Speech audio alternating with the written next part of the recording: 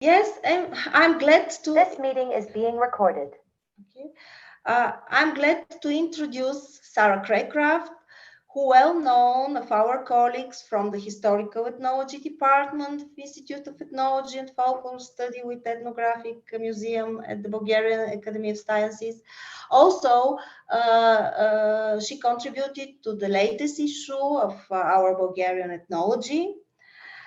Uh, Sarah is a PhD student investigating rural revitalization in Bulgaria, specifically exploring residency project formats as modes of return and link between generation and between places. Sarah's work is connected with the question of rural return. Why does the rural hold such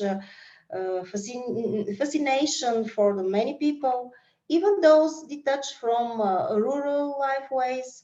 She approaches this question by investigating the forms and the return, physical mobility, nostalgic return, curated short-term experience, commodification, and consumption. And now, Sarah, it's your turn, please, for the presentation of your third chapter of dissertation. Is this correct, Sarah?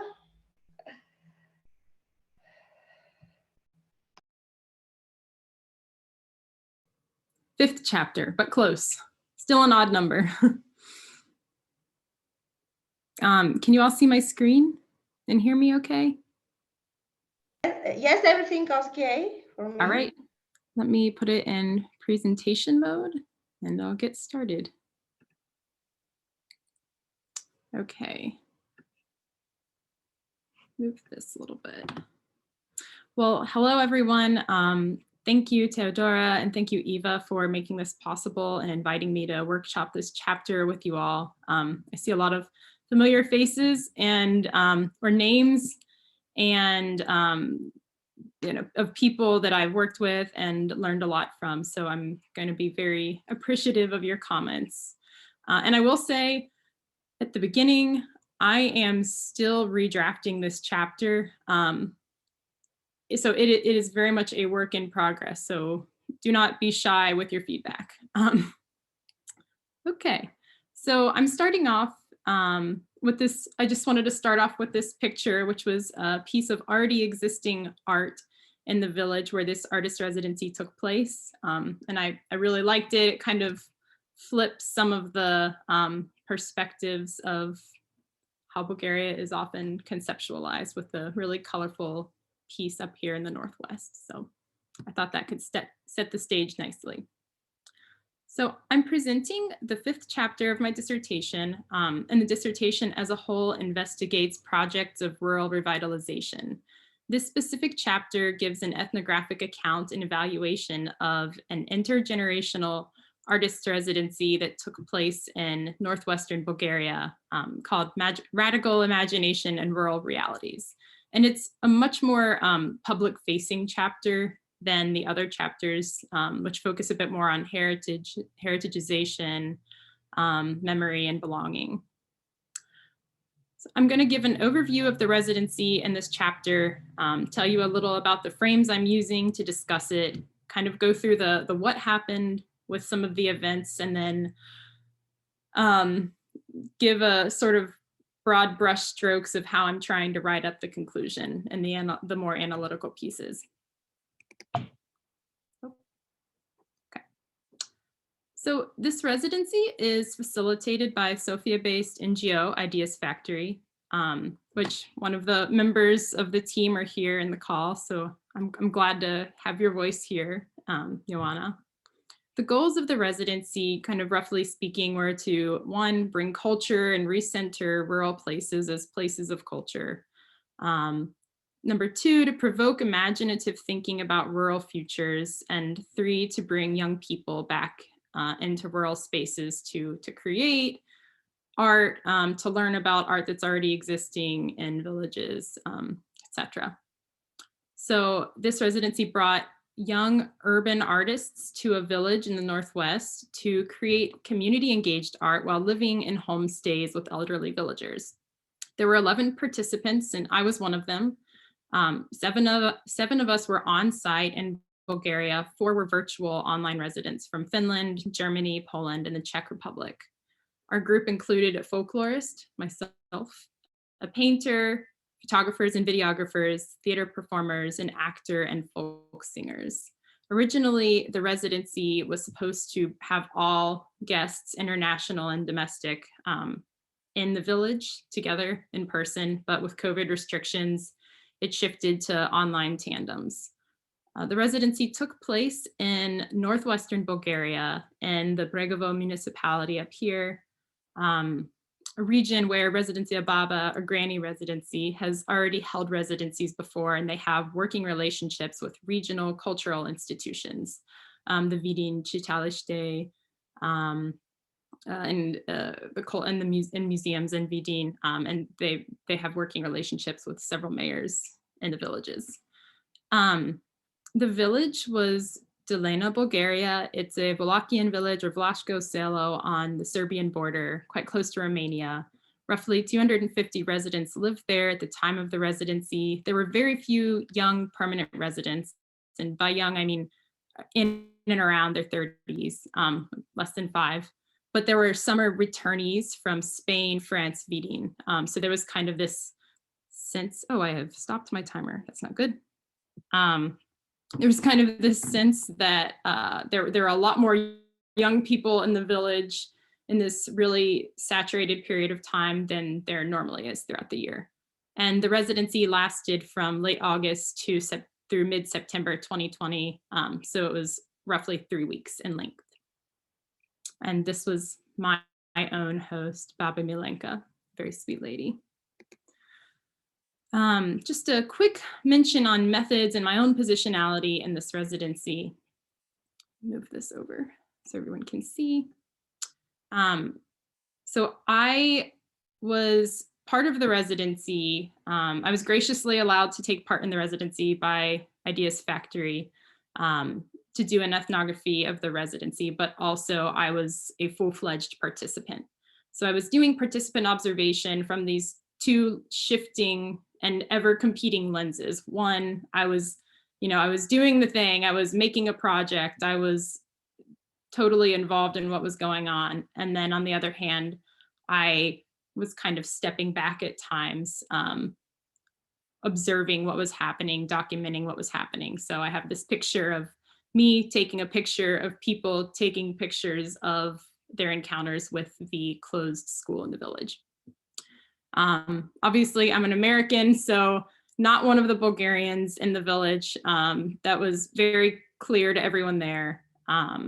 But I am, interestingly, I have these layers of positionality. I'm from the United States, but I grew up in a small town in the country, not on a farm, in the center of town. But so there are some obvious markers that people encounter when they see me, and then some not so obvious markers.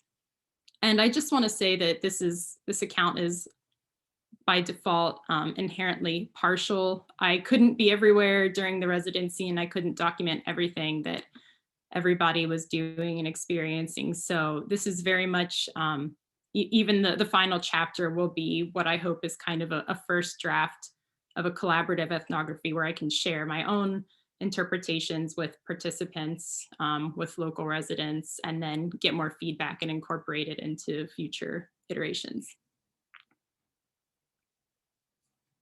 So the residency, one of the things that I'm writing about in the chapter is I'm exploring how the residency illuminates and is illuminated by other rural arts and revitalization projects, as well as international volunteer tourism projects.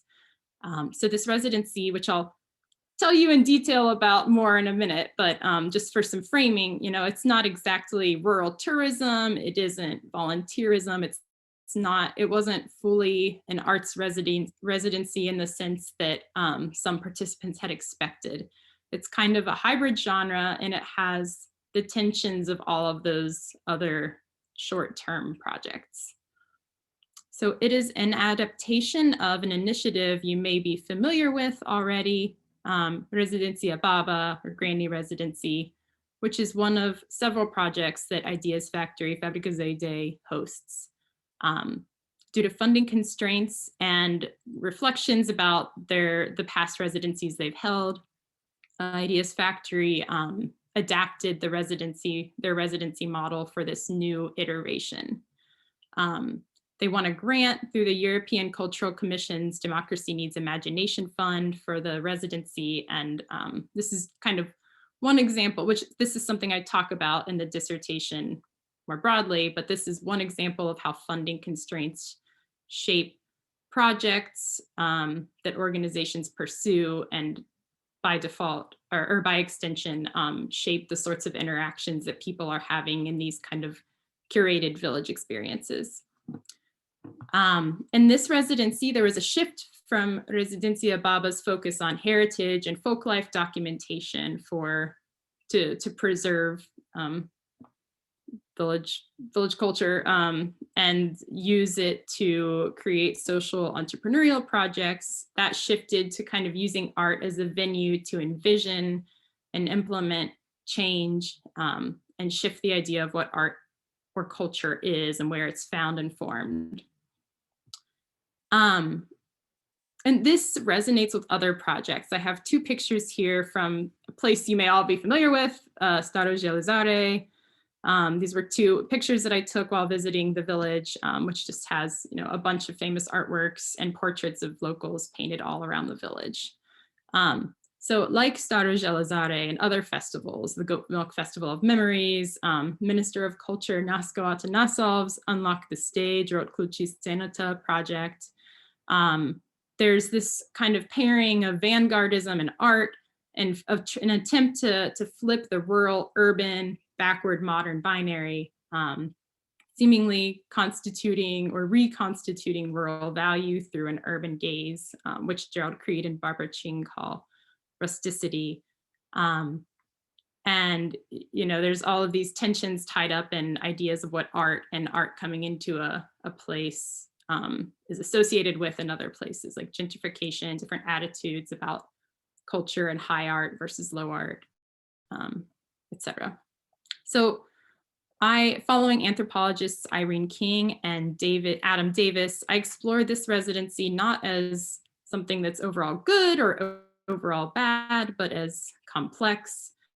They argue that it is in this complexity, the interplay of help and harm, that we find the real meaning of short-term projects, and we can work from that interplay to hone the ideas and the interactions that people are having, and to kind of investigate the different power constructs in those interactions to have better impacts in the future.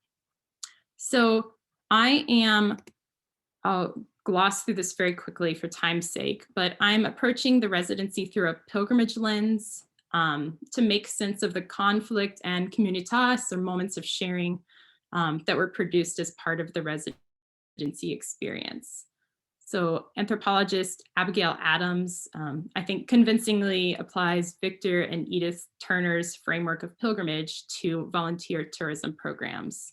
And pilgrimage involves three kind of broad stages: separation from home, the journey itself, where moments of communitas are happening, this kind of liminal moment, and then the return home stage, or reincorporation.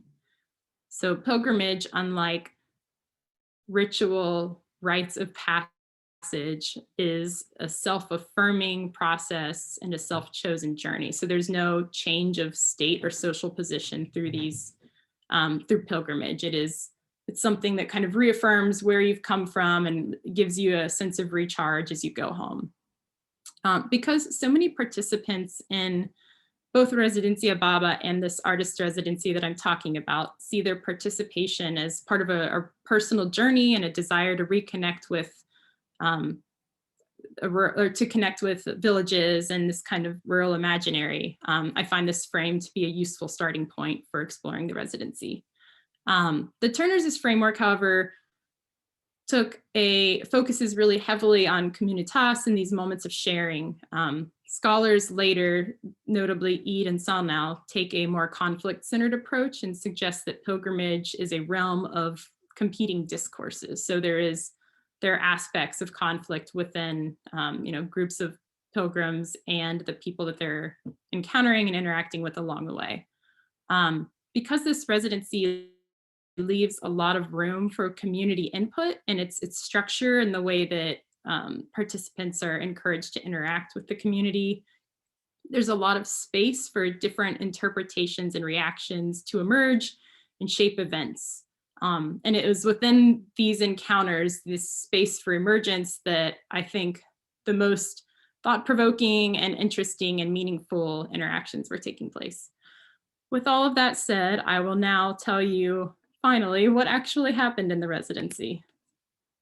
Just a quick sip of water.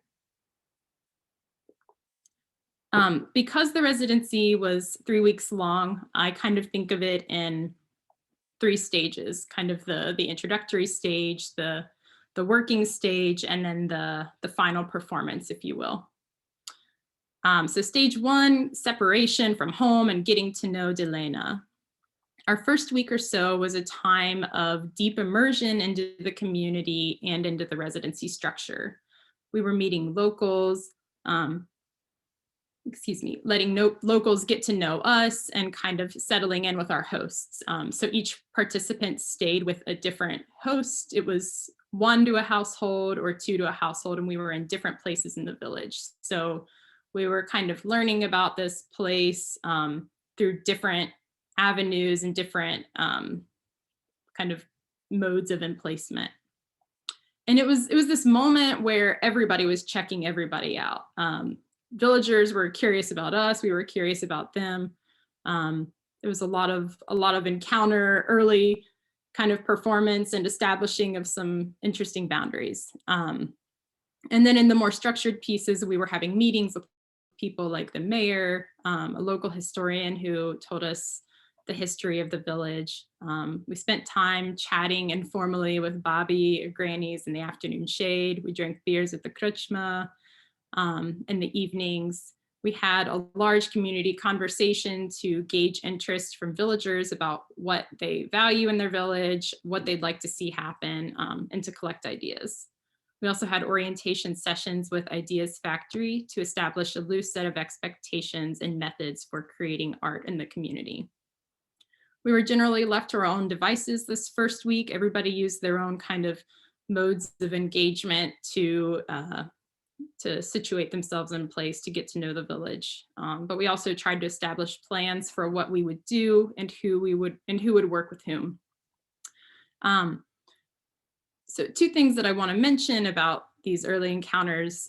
First is that, this won't be unfamiliar to anybody here, but this village was very divided along political lines. So we were stepping into a polarized community without necessarily knowing it, or without necessarily knowing who was kind of affiliated with who. But this is just a norm of community life. Small communities in particular involve conflict. They're not univocal. There's not one unifying kind of voice uniting everyone. But that was something that early on really shaped the trajectory of the residency. And then there were also these kind of bifurcated or split experiences of place that we were having. So this picture over here, you can see, we're out in the community talking to people, letting people talk to us. And then this picture here, this was kind of I think of it as our command center or control room. It's where it was a closed off room that had Wi-Fi connection, and it looked more like a Sofia NGO hub than it did, a Czytalište room. There were computer cords everywhere, equipment, butcher paper, Post-it notes. So we had these experiences where we were moving in really public places and then kind of closing ourselves off. And I'll come back to that in a bit. By the second week, you can't see these. By the second week, we began our individual and small group projects, as well as a large group effort to clean and reopen the closed village school to become a collective exhibit space. This was a choice we made in response to the community after hearing, several stories from locals about how affectively charged the school was for them. It was a very meaningful place, but also a place that they didn't really interact with anymore. And so this choice to try to clean up and host the exhibits in the school was a way to kind of provoke the imagination a bit, which was something that we were encouraged to do by the residency facilitators. You can see this list of projects, both individual and kind of small group and collective projects that we were working on. It was probably too many things. We did not finish all of them. We did not do all of them. I don't think we finished them all as adequately as we would have liked. So there's a tension in this residency between dwelling and being with people and doing, producing, and making. And that's something that I'll again come back to in the conclusion. Throughout the first 2 weeks especially, just a moment on that actually. Yeah, so I'll just say very quickly, these were some pictures of working on different projects, recording sounds, learning about textile practices, painting a mural, trying to create an archive, which is still unfinished. And this is a local man, one of the younger villagers, who started his own art project during the residency, painting pictures on the Czytalište wall. So throughout these first 2 weeks, we weren't only showing stuff and trying to put in place our own projects. Locals were also eager to show us aspects of their village that they were proud of or felt were meaningful and that we should know about. So there was a lot of staging and having us kind of witness aspects of village life. Our presence created occasions for people to air stuff out and for them to tell old stories to new listeners. And on a more intimate level, we were also witnessing the lives of our hosts as we were pulled into their worlds. So Desislava's presentation in our last session about co-presence really struck me. It reminded me of this moment with my host Baba, where she was talking to her daughter who lived in Spain. And so I was witnessing that co-presence over the telephone that Desislava was speaking about. But I was, I wasn't part of that, but I was kind of engaged in that kinship network in an interesting way. So something maybe that we can reflect on together. And then in the third stage, the third stage was the performance, the big event of the festival, if you will, and kind of a celebration of the weeks together. I'll be frank, this final week was very chaotic as we were trying to pull together the strings of our numerous projects and spend time with people and figure out logistics. Tensions were high. As a culmination to the 3 weeks, however, we opened the school installation, which held different photography exhibits, documentary, and a few different performance pieces. We held a final theater performance and then had a kind of Sabor-like party in the town square as a recap of everything. So in the school, the exhibits offered a sort of mirror effect. Locals saw images of themselves, and they also saw their world and their stories interpreted through our eyes. So a lot of the artwork was actually depictions of local life,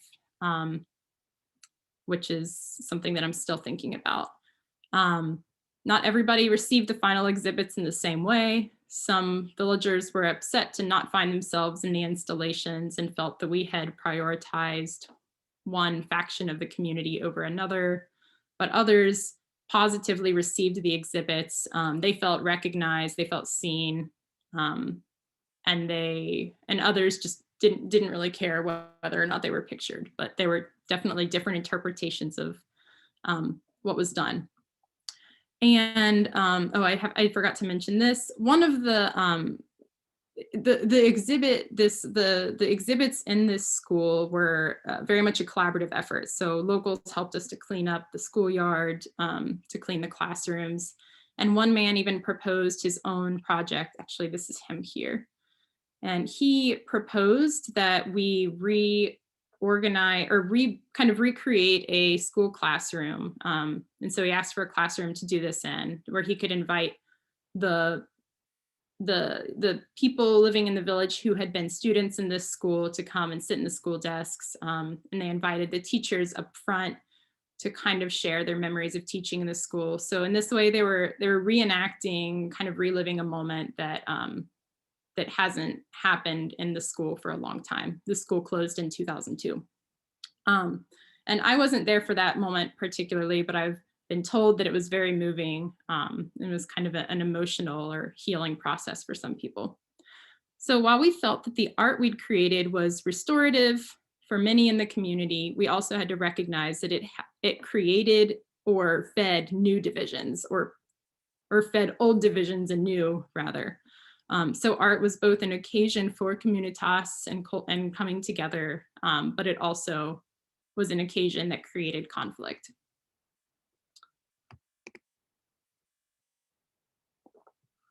And later in the staged theater performance, which one of the residency participants wrote a play that we all were actors and performers in, we saw ourselves mirrored as locals in this kind of embodied metaphorical transformation where we put on local nosi or costume, took stage, performed alongside the folk ensembles, and kind of, for a moment we became the villagers leading Narodni Tanci in the village square.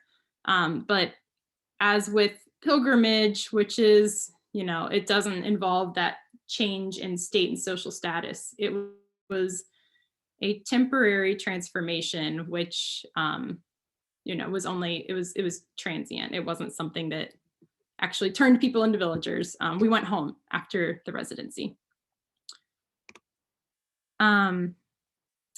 So after the 3 weeks were over, we had, as part of the programming that the facilitators do with their residencies, we took part in a group reflection, which I will admit we participants wanted to just spend more time with the community, but the residency facilitators were right. We needed that time to reflect and process as a group.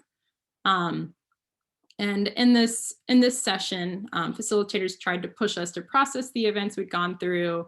Residency participants pushed back and wanted time to air grievances and talk about difficulties.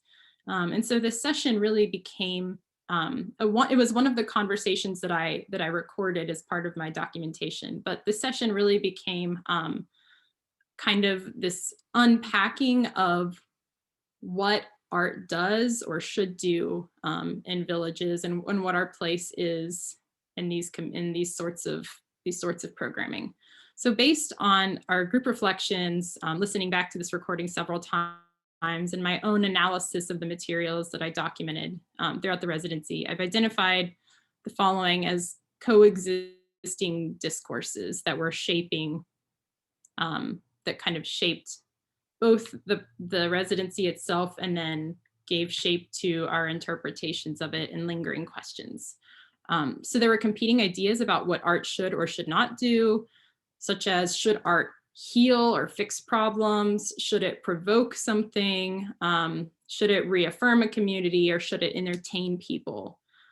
There were questions as to who art should be created for and who should have control over the aesthetic choices and messaging.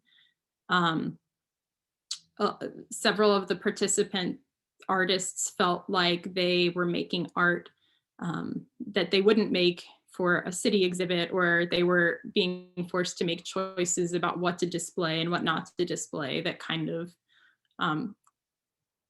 hampered their ability to create. Of course, this raises questions about positionality and power. If you're showing art that you wouldn't show in one place, but would show in another, what does that say about how you're depicting the people you're depicting? The access that we had to narratives about the village, places in the village, people and factions of the community depended on already existing factors. And participants can easily be entrenched in those power relations just by the ways that we enter the community and who we're kind of affiliated with from the beginning. So that's something for participants in these projects to be aware of. You're already part of power relations just by the people that you're housed with and interacting with. And then this is something, this is something that I talk about in chapter 3 of my dissertation. In that chapter, I argue that these residencies is kind of a genre of people coming from cities to stay with elderly pensioners for these short periods of time. They can be either monologic or dialogic, and that in monologic iterations, there's kind of one narrative, one idea being put forth about what village life is like explicitly. And then in more dialogic residencies or cultural performances of any sort, there's room for critique and different kind of ideas of what community life is like from different angles. And Residency Ababa, in that chapter, I argue that it's more of a dialogic experience, and that there's lots of ways that the community can kind of present itself. And this is in the structure that the facilitators create, where they're making room for feedback along the way. And the artist residency was very much the same way. There were multiple places where community members were invited to participate, to give feedback and criticism. And this was most clear in the chapter. I have a section where I talk about this in detail, but this was most clear in the ways that residents strove to maintain control over their images, over how we access the community, et cetera, and to assert their tastes. So there were not lots, but there were some instances that I talk about where villagers tell us, don't take out your camera now, or put your camera away now, don't record, or they kind of critique the art that's being made as it's being made. Oh, I don't like how you're displaying this person. They have a higher position in the village. They shouldn't be portrayed in this way. Or I would like to be prettier in this picture, this painting. Why do I not look better? These sorts of comments are shaping the art as it's being created. And so I don't want to put forth the idea that the residency was just conflictual. Our reflection session also made clear that it was overall very meaningful for us, and we interpreted for locals, and there are several indications of this throughout the residency too. But what seemed to be the most impactful for villagers, for local residents, was the times we were spending together. It wasn't the art making. The art actually seemed to provoke more questions of difference and moments of conflict than it did moments of togetherness. Although at the same time, art was the occasion for having these moments of togetherness. So without the project framing, we wouldn't have been there. Without the impetus to create, to learn about the village, we wouldn't have been having these interactions with people. So I'm kind of out of time. I went a little bit longer than I meant to. So I think I will just end it there by just saying that, and as I'm writing up the analysis, I'm looking at these moments of conflict and togetherness side by side, and suggesting that the moments that were the most meaningful and productive in this residency weren't necessarily the moments of innovation or creation, but they were moments of bridging, where we kind of stepped into these intergenerational roles with community members. We're either learning from them, or we're participating with them in ways that they instigated, they shaped, ways that they kind of made claims on our time. And yeah, I could say a lot more, but I think I'll stop it there and hear you all have to say, so there's room for a conversation. So thank you.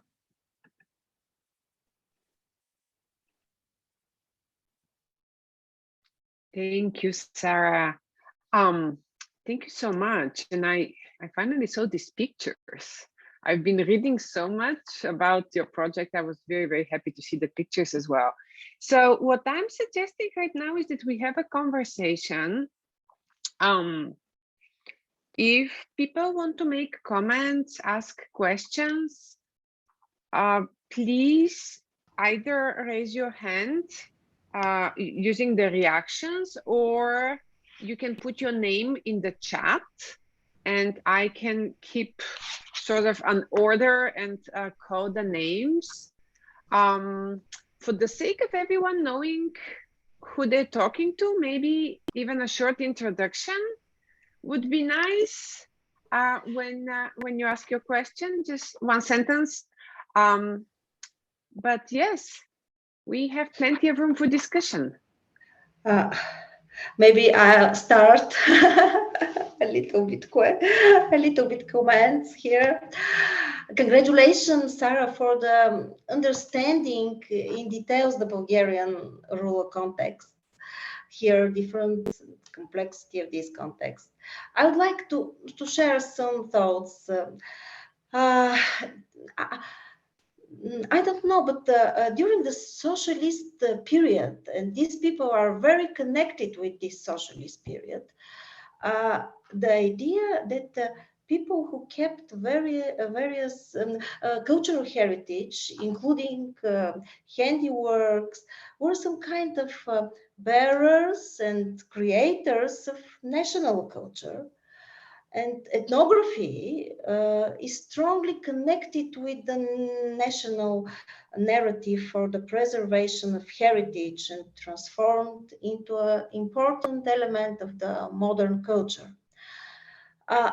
For example, for me was very interesting this exhibition of photographs related to the presenting the handiworks, these textiles preserved by women. What are the stories about these handiworks related to? With personal stories, family relationship with mothers-in-laws, daughters or daughters-in-law, or the connection with the fashion of 30s of 20th century and continued during the socialist period. It is curious where the line in between the preservation for generation and the personal experience and the emotions that are invested in it. Because I think these conflicts, what you say, are connected with these emotions. Where the line of intertwining the personal and the reproduction of social, even national forms. What do you think, Sarah, about this? Thank you. Thank you.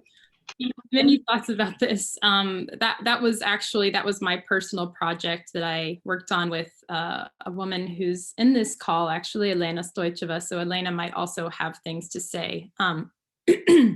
Excuse me, too much talking. That's a wonderful question. I'm glad you brought it up. That was something that was kind of a tension for residents, and by residents I mean residency participants as well throughout the residency, is this kind of struggle that they were feeling between preservation and innovation, and the sorts of old narratives that locals wanted to bring up, wanted to talk about, wanted to think about, and how that was in conflict with this idea of we need to do something new in villages, or I don't know, like art isn't necessarily about going back into these kind of older forms. But your question specifically, so there's one moment that I write about in the chapter that deals with this. One of the women that I took photos with, Baba Fidanka, she told us, so, you know, when we were doing this project, we would approach the women and say, this is our idea, do you want to participate? And some of them were like, yes, like I'll bring out all my old carpets, I'll show you all the stuff that's in my closets. Others didn't want to participate at all, or they were okay with us photographing the items, but not them. Baba Fifi had said, after we did the whole photo session, she said, I should have worn my national costume. Like, that's what I should have worn for this. And for me, I had kind of a split. I have two interpretations of this. One is there's this idea that if I'm showing these things that are part of, some of her collection had the pristilka, it had the national costume, and some of it was just the knit, like cherlitsi, and different decorative items. So she was kind of seeing her collection more of in the way that you were talking about, connected to the socialist heritagization. Whereas for me, I'm more interested in the stuff that's kind of everyday item that still gets kept alongside the stuff that's very like important to the national narrative. So I was like, oh, how curious that she feels like she should have been presenting herself in costume, kind of in line with this narrative of her collection as, emblematic of the rich cultural heritage of Bulgaria. But then I also had this other interpretation later that was like, maybe this comment was about that, but maybe it was also just about her preference for how she would have liked to be depicted. And it kind of goes in line with some of these other instances of people controlling the image of the village, controlling the narratives that we were creating about it, of like, if I'm going to be photographed, I want to be photographed the way I want, and in a way that kind of situates me in relation to my stuff in the way that I see it or want to see it. We're continuing that project actually in other villages, and it's both kind of an artistic project and a research project at the same time. So this is a question that's coming up over and over again and that I'm still thinking through. Thank you.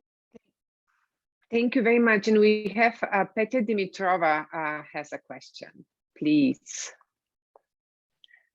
Hello, Sarah. Thanks for the nice presentation, and greetings to you. Like I know Sarah thanks to Ivailo Markov and Desislava Pileva, who introduced Sarah to me maybe 2, even 3 years ago. No, 3 actually.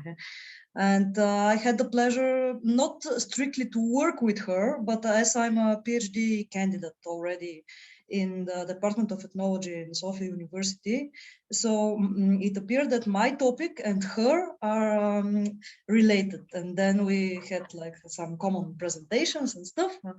Yeah, okay, so coming to the question. I was interested in this stage 2 of your presentation, when you got the people together in like the old people in this freshly redecorated classroom. So if you can tell something more about like what happened there. You said in the presentation that it was about, for some of them, it was somehow curing, and it's an interesting thought about this, but maybe it's from the point of view of the urban person, of the civic person, like what was happening there from their point of view. If you can just tell more about it. Thanks. So thank you, Petya, and hello, good to see you. I will say right up front that this is one of the kind of weak points of this chapter, is that I haven't gotten to go back and interview locals about their experiences. This residency happened right at the end of my fieldwork period, and then the write-up portion became its own set of crises. So that is a task that is left to be done, and you're absolutely right. The interpretation of that as a moment of healing was an interpretation that came from the reflection. It came from one of the residency facilitators who was kind of thinking about how this work could be part of healing from collective trauma. So that is an interpretation that's put on from the urban outsider. And I really, the exact mechanisms of how this situation came to be, are a little outside of my understanding of the residency. This is part of the partiality of what I was able to document. What I know is that this room, this kind of like reenactment was something that the local man, Lubo, had asked to do, and had asked of one of the residency facilitators. So in this final week, residents had been alone in the village for a week and a half, and then residency participants had been alone in the village for a week and a half, and then residency facilitators came back from Sofia at the end to kind of help shape, mold, and pull things together. And so there were pieces of the exhibit that were coming together without like full consensus, or people really knowing what was happening when, and that this room reenactment was one of those pieces. And so I think the idea, from what I have in my notes and from what I have in our recorded conversations, the idea was to recreate that moment and kind of bring people back into that like sensory memory space. So I don't know if this actually ended up happening or not, because I wasn't there for it, but I know the original idea was to like ring the old school bell and kind of have that sensory memory happen, and to sit in the desks. I know that part happened, sit in the desks and kind of feel like they were once again students. So it was this kind of moment of moving back to a time a time and a place that they all seem to appreciate and miss with the loss of the school. So great question for more follow-up research. And these are details that I had hoped by this point to have gotten a draft to residency participants and kind of gotten that collaborative ethnography method, or that collaborative ethnography lens, where they could give feedback and fill out their memories and add in things that my own lens was kind of missing, but I am behind schedule, so that remains to be done. And just a short additional one, were they allowed to speak, or it was just about sitting and remembering and like sensory, totally sensory, or? No, it was a conversation. That was a conversation, okay. And I believe part of it is recorded. Yeah. But what were they speaking about, like general? So the teachers were talking about their, and here other residents, again, if they have things that they want to contribute in the chat or want to speak up, please feel free to do so. But I believe that what was happening was teachers were sharing about their experiences in the school, what teaching meant to them. And this is only conjecture. I'd imagine that there was a lot of like memory sharing. I can't write that or say that with any sort of authority, but yeah. Okay, thank you very much. Thank you. We have Ina Pachamanova has a question too. Hello from me too. For Sarah, I'm from the Ethnology Department of Sofia University, and it was very interesting to hear your presentation. I would like to ask you about these conflicts that you said, even in the beginning, that the village is divided and people have their differences. You kept this line till the end, so it's interesting for me. First of all, do you have some opinion first?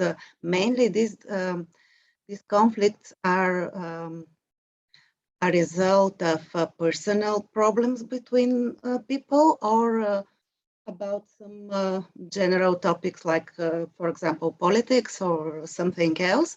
And how do you think your presence influenced this division in the village? As you were all foreigners, as I understand, and did people try to hide their arguments and division, or on the contrary, they were like fighting about your attention and something like this? What is your opinion of your presence as a reflection of, especially of the conflicts between them? Thank you. Thank you for your question. Excuse me. So the people in the village, the residency participants in the village, 5 of them were Bulgarian, and then 2 were American, myself and one other woman who studies folk singing in Bulgaria. And the online participants, 4 people who were joining us for Zoom calls, kind of participating in that way, they were international participants. But yes, I think it's everything that you listed. There were both personal conflicts between people and political conflicts. So the big conflict that I was talking about was definitely along party lines, and it had to do with who was kind of in power in the mayor, as mayor, who was in charge of the Chitaliste. And there had been a kind of shift of power from the Chitaliste leaders just before we got there, or roughly before. And there were kind of bids on our attention. So the mayor arranged our housing arrangements. And so the people we were staying with were more or less friends of his, people he was close to or knew well. And this was one of the things that I was told by some of the women in the village, that the mayor was part of, or he had led us to talk to certain people at certain times. And I got really hung up on this in our reflection. I was like, we did a bad thing. We furthered these party lines. We contributed to like creating like a deeper sense of conflict. Other residency participants pushed back on that. Some were like, yes, agree. Others were like, but you're missing the good that happened, and it wasn't like a total failure. It didn't really impact things as deeply as you're thinking they did. And then still other residents were like, well, why did we even feel like we needed to come in and fix these conflicts ourselves? Why did we take that mission on to ourselves? Why is it our job through art to create like community healing? So it's been a challenge to write up and to figure out where to focus. And I think you probably saw that in the presentation. And my advisor has advised me to think of this as a public facing chapter, and okay, there's going to be, or in these things, there is stuff that's creating some problems, and there is stuff that's not fixing problems, but like creating meaningful situations. So they're not wholly doing great things. They're not wholly like disrupting the total community, but so she's kind of advising me to look holistically at the residencies with that complexity, and to kind of end with some, not this is what residency should or should not do, but some just basic things that we learned through this project, because these sorts of rural engagement projects aren't going to go away. They're happening. There's a lot of different projects that people are studying and forms of interaction that are happening. And so I'm kind of trying in this chapter to look at what we learned through this experience, and give some best practices, if you will, from my very limited understanding. And I hope other people will take that up and enrich what I have to say. Thank you. Thank you very much. Thank you, boss. I see Ivailo Markov's hand is up. Ivailo. Thank you, Theodora. Thank you, Sarah, for this interesting presentation. I'm curious if you have such observations, of course. Is there any contact between participants in the residency and locals after the end of the young people's stay in the village? And can we observe some cases of prolonged communication and longer impact on the everyday life of the villagers? And on the other side, what is the meaning of the rural stay for these several weeks for the young people who generally are living in the city? What in their life is changing? So for your thank you for your questions. To your first question, yes, some residency participants, sorry, I struggle with using participants and residents because local people living in the village are residents, but the people in these projects are also residents. So when I say resident, I generally mean us young urban people, or people living in urban places who may or may not think of themselves as urban people. I should say that up front. There are some residency participants who have gone back for weekend stays, for different community celebrations, for other projects happening in the Northwest. So a few people do have very strong ties that they keep revisiting. I myself had phone calls with my host. Sadly, she passed away about a year ago. And so I haven't kept up much contact with other elderly people in the village, although I have kept up contact from time to time with one of the young men who lived there. I'm trying to remember your second question was, what is the impact for people living in these kind of homestays? Or was it what drove them to do that? Could you clarify that? The first or second part? My question was, is there some longer impact on the everyday life of the local people in the village? And the opposite also is interesting for me, which is what is the meaning of rural stay for the young people who are living in the city in the most time.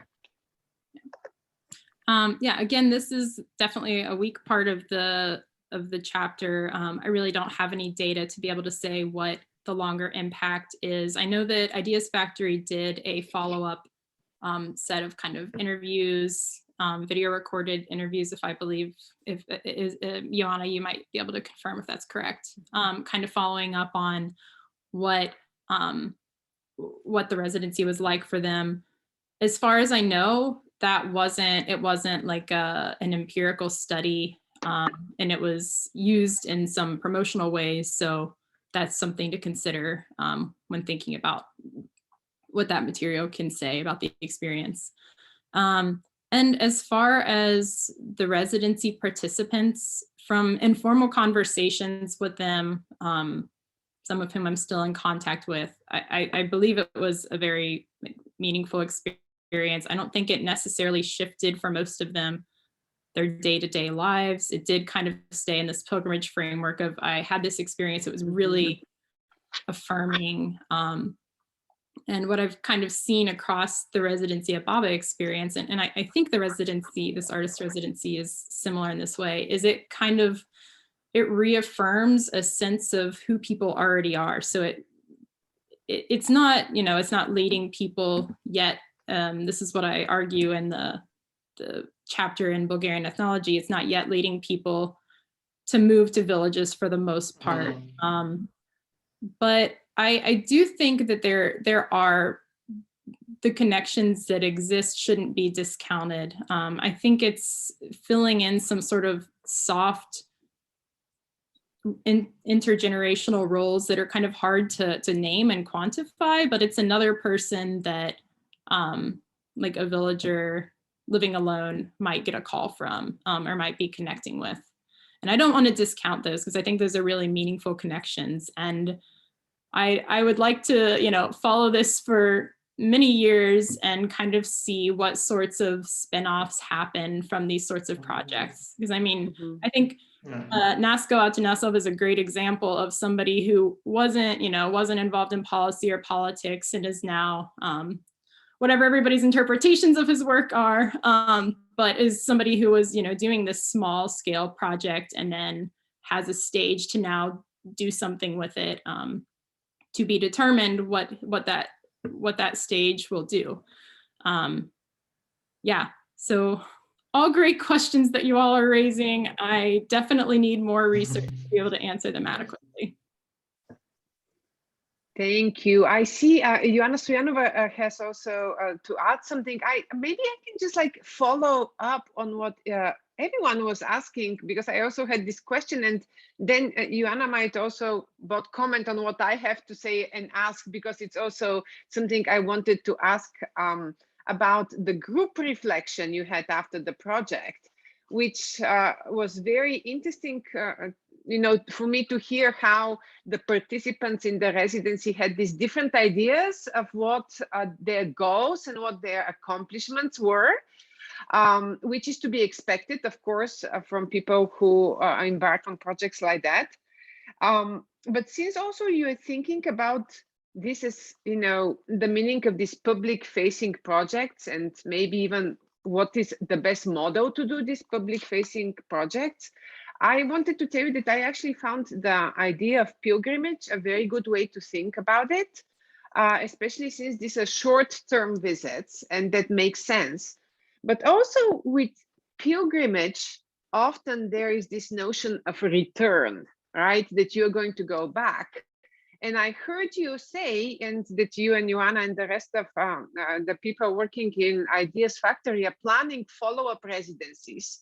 And I actually wanted to ask whether it makes sense to return to the same villages or rather than go to new places. So I don't know how you're thinking about these follow-up residencies, but maybe even comparing the second year of the residency and what you accomplish at the end of the second year, right? With what you have accomplished at the end of the first year would be a good comparative case.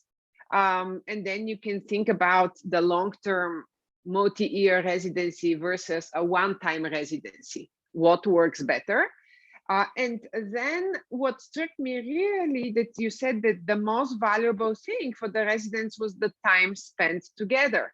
And this is something so valuable for many of these older residents. And the idea that perhaps some of them feel isolated and they really cherish the opportunity to be in touch with these younger people because their own children are, as you said, your hostess, her daughter is abroad.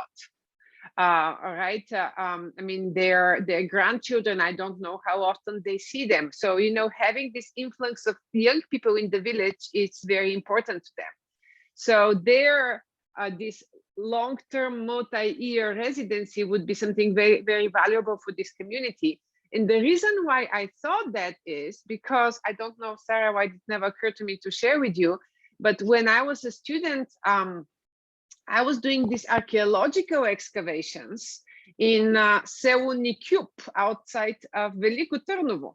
And in this village, there was this yearly pilgrimage of mostly English archaeologists who were coming there to work over the summer. They were staying with babas, and the babas were doing all sorts of connections and work for the visitors.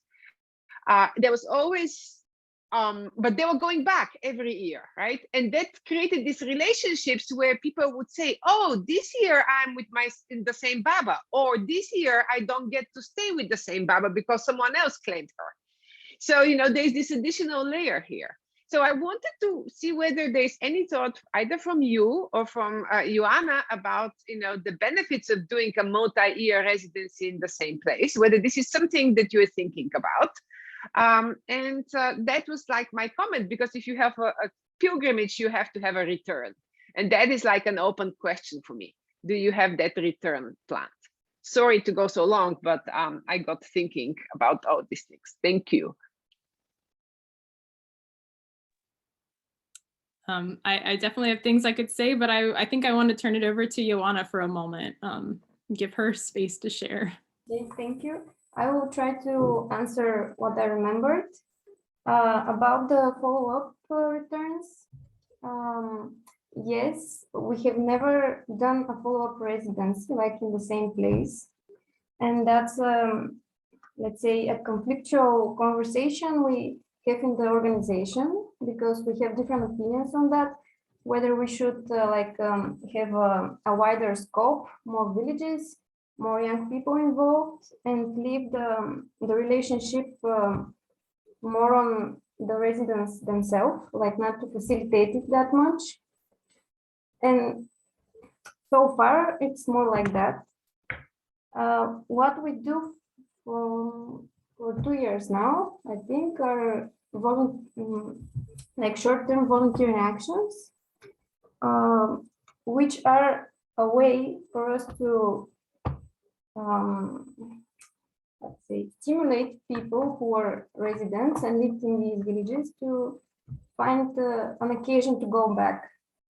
So this is like a little stimulus related to that, but yeah, we are not that good in this, like in maintaining as a team these relationships, because we really believe that it's something that should happen more naturally and to be more dependent on the will of the people who lived in the villages. So yeah, volunteering actions for now. About the other question for the follow-up on this residency, which Sarah is presenting, we have a short documentary. I can call it a documentary. It's made by people who are like, they weren't involved in the process. They're a video company, so we just gave them some questions that we thought that it's a good idea to ask the hosts about the residency and its impact. I can share it later in the chat if you feel interested. So yeah, we have that, and we do use it as some sort of as Sarah said, advertising video, but of course we can't say that it's the full truth, the full truth, because they, of course, they will say mostly the positive things that they experienced.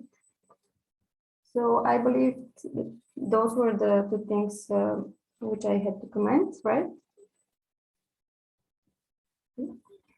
Okay, and I had many things to say, so I wrote them. So first, Perfect. Thanks, Sarah, for your honest and soft depiction of the residency process, because I know it was quite hectic at some point. I wanted to add about that after the residency, this topic about art and its purpose in such community really changed, and I can say that as a team we categorically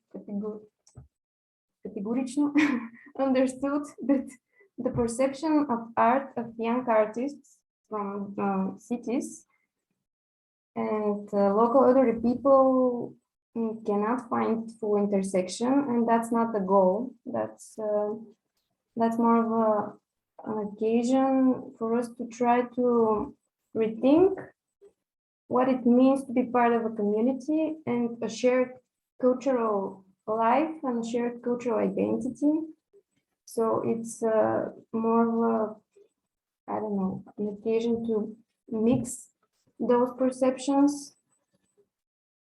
And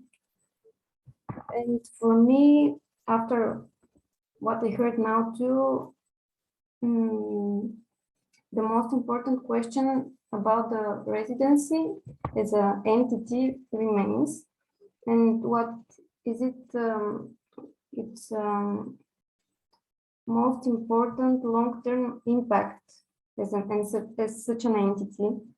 I'm not sure if that's the right word, but what's the real meaning for the community life And is it to just remind us about the potential of intergenerational relationships to possibly meaningfully enrich community life? Or is it to refuel the search of a renewed sense of a narrative, or I don't know, a vision of a richer culturally and naturally community life in a village in Bulgaria now? Sorry if it became too mixed, but I wanted to ask Sarah if you're okay to see what do you think is the most important impact of a residency as this one?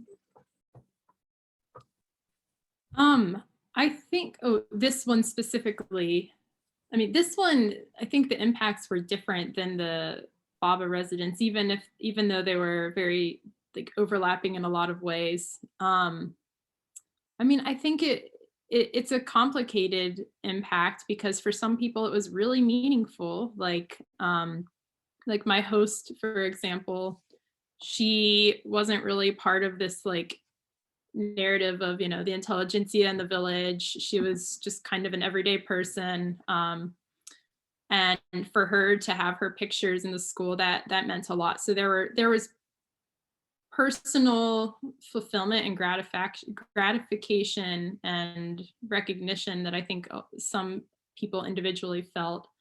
I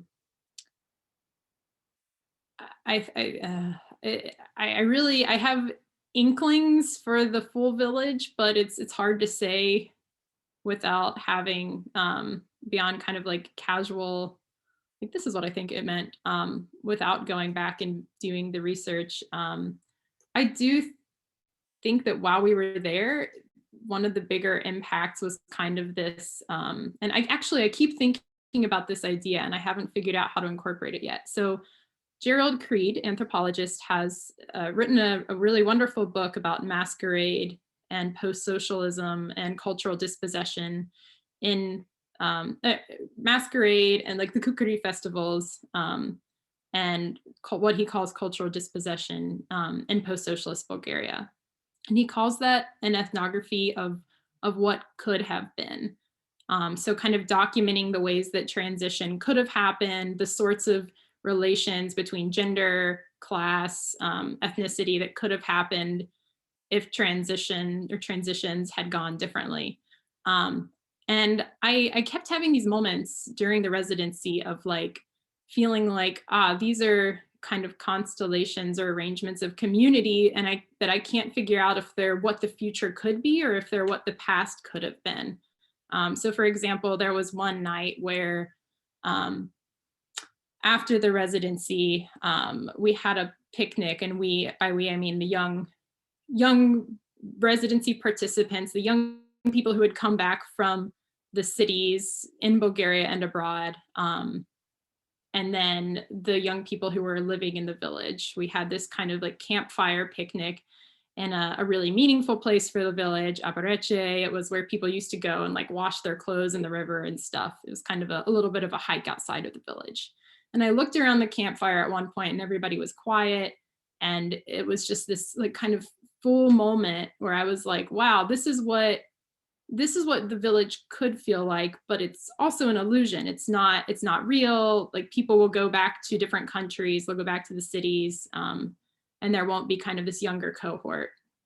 And then the next morning, my host Baba was really worried because I had been out late for this campfire and she thought that I was locked out of the house. So I woke up to the front door wide open. She had been like, you know, she had went to another neighbor and tried to find me, and I felt really guilty. I was like, I caused this woman terrible distress. But at the same time, I was like, this could have been actually like a family arrangement. Families do cause conflict for one another. This is something Ioana and Elena, who's here, and I have talked about. Families are transactional. They are conflictual. So I don't know. One of the impacts, I think, for everybody was kind of seeing arrangements of community that could have been and were lost, or that could be in the future if X, Y, Z could happen. Yeah. Kind of a long long-winded thing. And I'll say very, very, very quickly, so we can either end or go on to somebody else. I don't know where we are time-wise, but something that I've talked about a lot with Joanna specifically and with other Ideas Factory team members is that, you know, there's a lot of learning that has happened over their years doing residency at Baba and other programs about what could or should happen, what tradition actually looks like, that culture moves and is a process and things change over time, and that's like good, and that's how culture works. But the grant funding frameworks don't always allow for the best learned lessons to come to the foreground. So maybe their learned experience shows that going back to the same place and just spending time together is actually the most impactful thing. But project funding wants new, it wants flashy, it doesn't want to invest in these slow and actually meaningful things. It wants a product, and it wants you to write a red book explaining what your program did so it can be scaled and replicated in other places. So there's this tension between like institutional funding networks. And I think part of what I hope to get to in the conclusion of the dissertation is how Europeanization and participating in Europe as like European young people actually reinforces some of these things that aren't building strong community or creating possibilities for strong futures in Bulgaria and other places. And I will put the mic down. Thank you. That's great. I'm probably going to ask you more about this during the dissertation defense. Because that was something that intrigued me a lot, especially when you said about this democracy meets imagination, you know, a fund. Actually, it would be interesting to see what other projects are being funded there, right? So that we can compare. But it's not, meant to be. Okay, we have time for one more question, and we have one more hand up. So this is perfect. Violeta Pericleva, please. And thank you. Yes, thank you. Hello, To. Hello, Sarah. We know each other with Sarah for a while. I'm from the Bulgarian Academy of Sciences, the Institute of Ethnology and Folklore Studies. My first question is, do you think, Sarah, there was a difference in a way that local people presented themselves in front of you and the other American as foreigners, and in front of the Bulgarian participants, especially when it comes to local culture, whether they presented this as something characteristic for the local culture, or something as Bulgarian in a national level. And my second question to you, and maybe to Joanna as well, is was there any village that refused to host second year of residency? And if yes, what were the reasons? Thank you. Thanks for your question, and hello. Nice to see you outside of Facebook chat. Yeah, to your first question, absolutely. I do think that I was kind of presented stories in a different way. I think most often for the better, I'm given like more details as an American who is assumed to not know very much. I often don't know as much as I could or should know, but I often also know more than people assume I know. And so I really enjoy that position as an outsider ethnographer, that I can kind of like create these moments, these really interesting moments in residencies where I get told more stuff, and I actually see that the residency participants who are Bulgarian sometimes are learning new stuff, not always, but sometimes it presents these occasions where they kind of get explained stuff that's just like in the background, you know, it's just kind of assumed collective knowledge, or it frames and like makes an opportunity for them to think about stuff in different ways, just by virtue of stuff being really broken down or nationalized for me. Yeah, but there was a lot of talk from villagers and also from residency facilitators is about the particularity of villages. So in comparison to other ethnographic regions. But at the same time, this was, because this was a Vlaško Selo, this was happening in that way as well in this residency. There was a lot of like, these are the words that we would use in Vlaški. These are, this is what our dances are and our songs. So there was a lot of comparison between these different identity groups within Bulgaria that were happening for the residents in general. So this one might not have been the best case for thinking about that question, but it's something that came up in the other residencies as well in the like ethnically Bulgarian villages. And then your second question, I can't answer about well, I can't answer, but I'll let Joanna answer your second question about the repeat residencies, but I think I may have misled you all.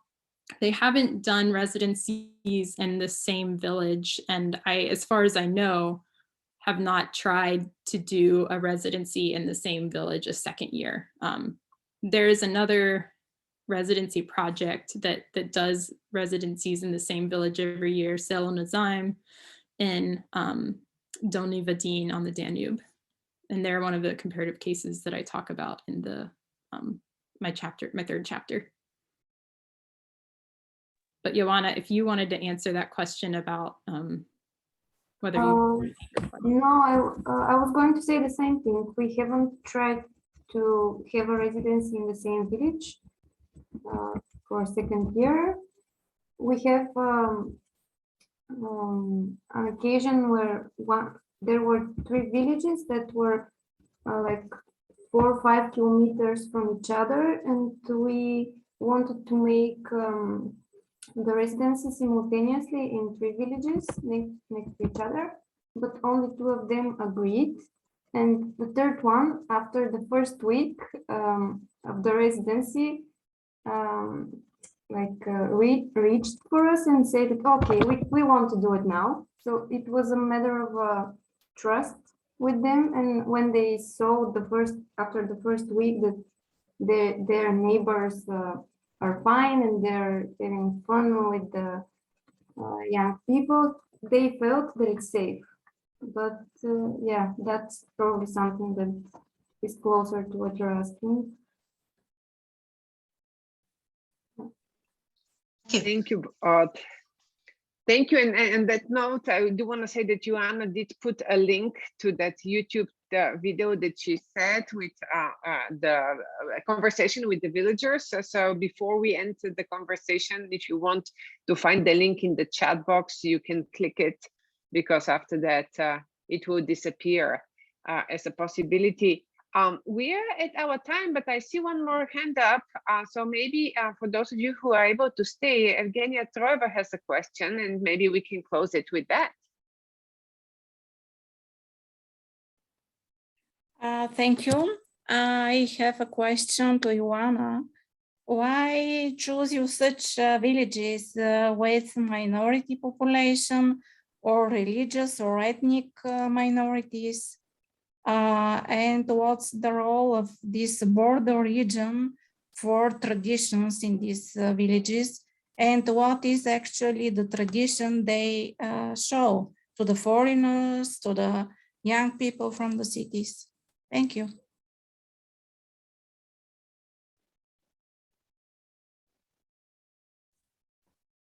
Sorry, I'm not sure I understood the question.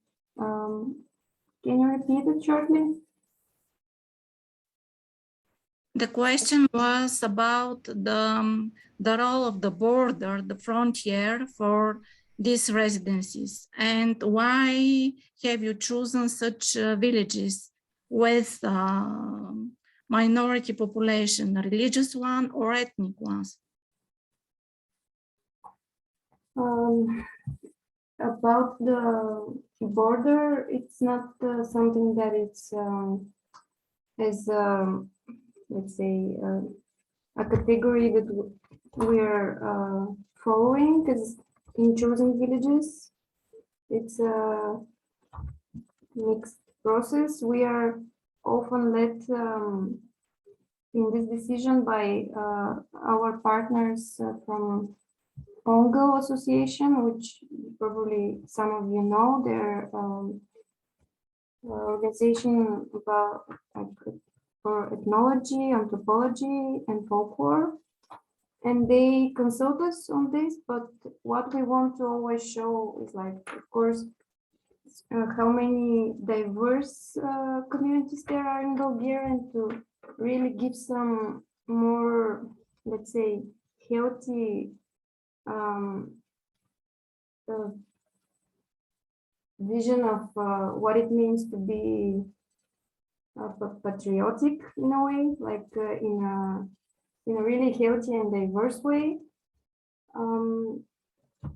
Yeah, and to really make a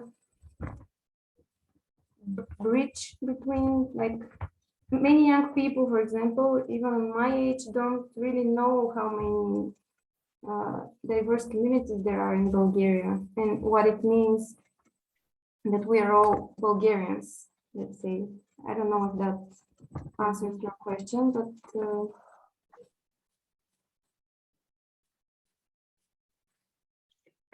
Yes, thank you. Actually, Thank you. I really like the way you phrase that, especially since this is aimed at young people, right? Who we cannot assume that they necessarily are invested in these projects for patriotic reasons, right? They have their own reasons. So that was great. Well, thank you so much. There was such a stimulating discussion. Sarah, I hope that was helpful to you to get all of these questions. You see that there was actually some themes in the questions asking along the same lines that hopefully, I know this is the 5th chapter, right? So that is building up. But I mean, you saw some of the recurring questions. Thank you so much to all of the Bulgarian colleagues who came, and Eva, let's see you to thank you. Yes. Thank you, Sarah, Teddy. Thank you for this. I hope this was useful for Sarah, maybe, but the questions are important. They have some visions about the situation, about the project, etc. Thank you. Thank you for all of the participants in our seminar today. Thank you. Thank you once again, Sarah. Teddy. And thank you, Ioana, for being here as well. That yes, was also very interesting. For all colleagues. Thank you for the colleagues who are together with us today. Thank you. Thank you very much.